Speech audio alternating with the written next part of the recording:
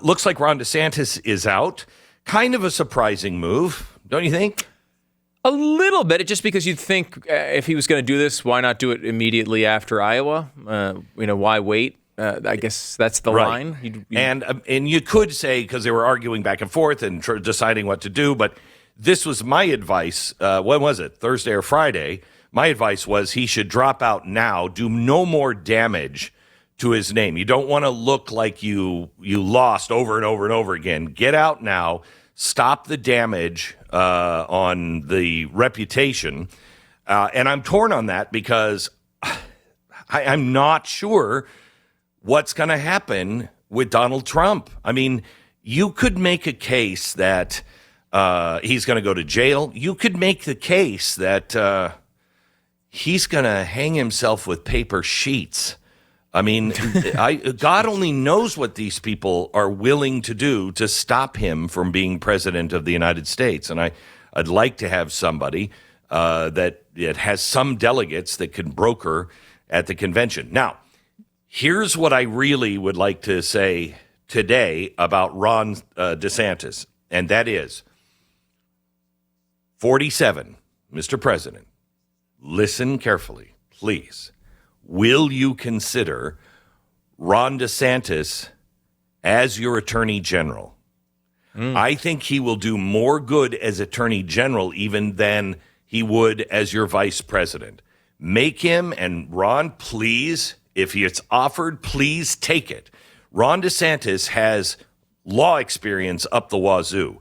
He's a proven fighter. He knows the deep state. If there's anyone who could go in and clean up the Justice Department and then start cleaning up all of the nightmares and return justice back to the Justice Department, I think it's Ron DeSantis. And I think if he would accept that and Donald Trump would announce that now, you would have huge momentum with Ron DeSantis voters. You would also have it with Trump voters. And I think I think Donald Trump should start announcing his team. And perhaps the least important one is vice president.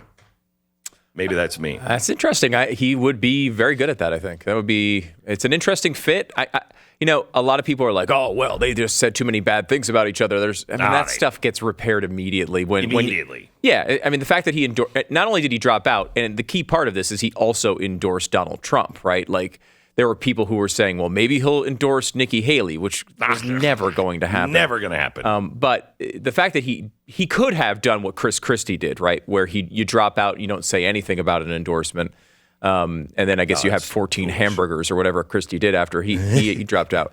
But you could have done that, and that would have been a plausible thing for him to do. But he just went ahead and admitted what I think everybody knew for a long time, that Donald Trump is probably the person who's going to win this, and why not get on board now? Can we stop with this analyzing and reanalyzing Ron DeSantis and what did his team do wrong? There's many things you could point out, but the biggest thing that needs to be pointed out is Donald Trump. Once he was indicted, that race was over. It didn't matter if he had the dream team behind him or if he had, the Keystone Cops behind him. Ron DeSantis didn't have a chance to win as soon as Donald Trump was indicted. The mood of the country and the voter changed, and people began to see Donald Trump for really who he is. He's kind of like us. If they'll do that to him, they'll do it to us. So he's kind of fighting for him and us at the same time. They see him as a man who has been wronged, who could have given up, and is now on the verge of losing absolutely everything. Everything. And yet, what? We're going to go for somebody else? No. At this time, the American people, a majority of Republican voters, see that as something that they feel they should support because he's the guy supporting them and fighting the same fight that they're going to have to fight. So Ron didn't have a chance. Look, I'm glad you brought that up because every piece of analysis I've been seeing and reading is like talking about the DeSantis campaign problems. And look, there were some. Yes, of course. Do you want infighting at your super PAC? No, you'd choose not to have that if you had the choice. However, if you think that, if everyone at the super PAC were really good friends, he would have won in Iowa. I mean, that's just, what are you talking about?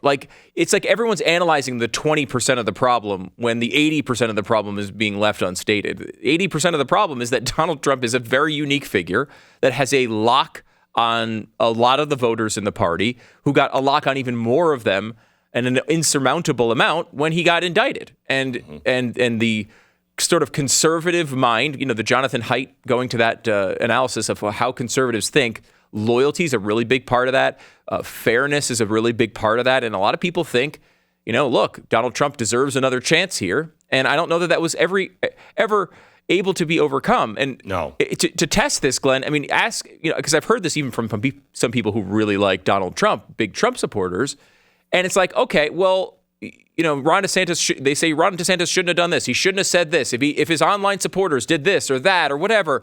And I get all that. And you can criticize some of that stuff fairly.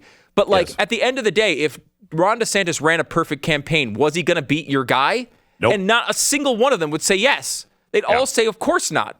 And they're right, most likely. I don't know that a perfect campaign could have won in this particular circumstance. It's like arguing the best album of all time is from Beyonce, and you're talking to an audience that's 70% Swiftie.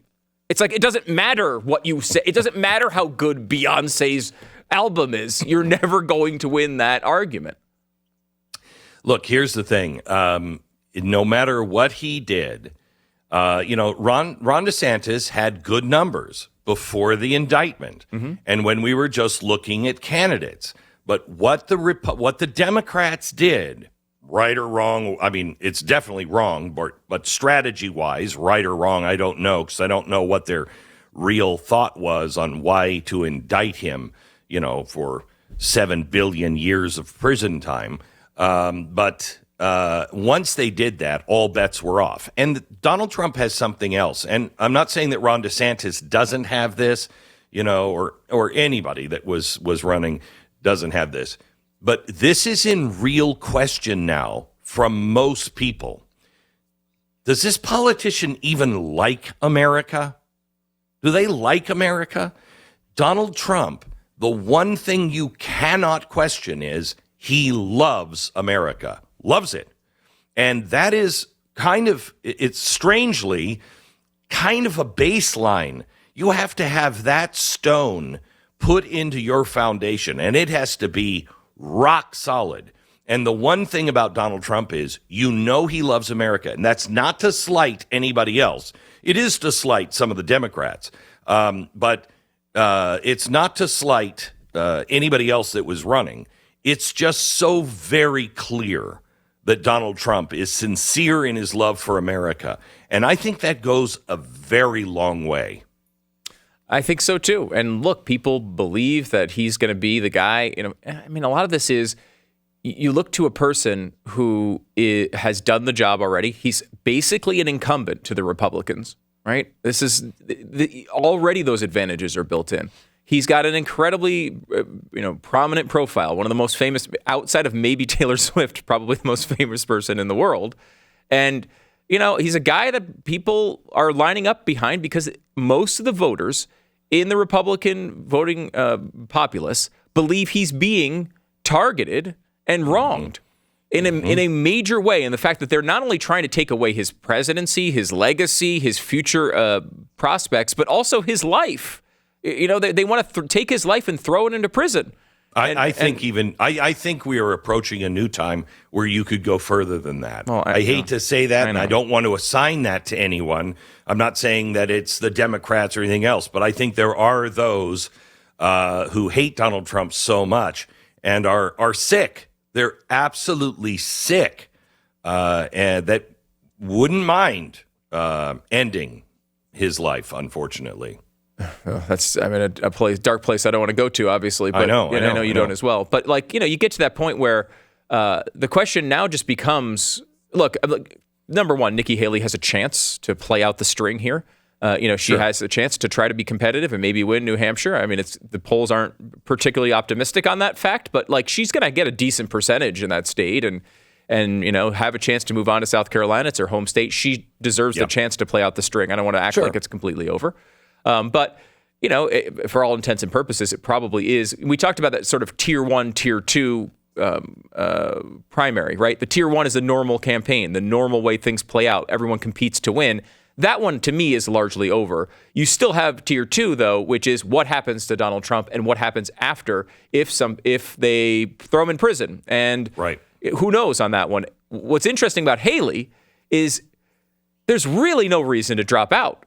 Right? I don't know. Maybe I'm not going to see this the same way she does. But like, if you're here, why not keep your campaign alive and just keep these delegates coming in at 25 and 30%. She'll probably get 25, 30% in most of these states. She'll be able to bank delegates. And, if something happens with Donald Trump, you have a say. You have a say. And like, I don't know what the downside is. If she, and this leaves only Ryan Binkley left, Glenn. And I have thought about this. I have not been able to figure out a way to do it. But if I could figure out a way to right now bet on Ryan Binkley being second place in the delegate count, I would do it. Because the most likely thing that happens here is Haley drops out. He's the only one left.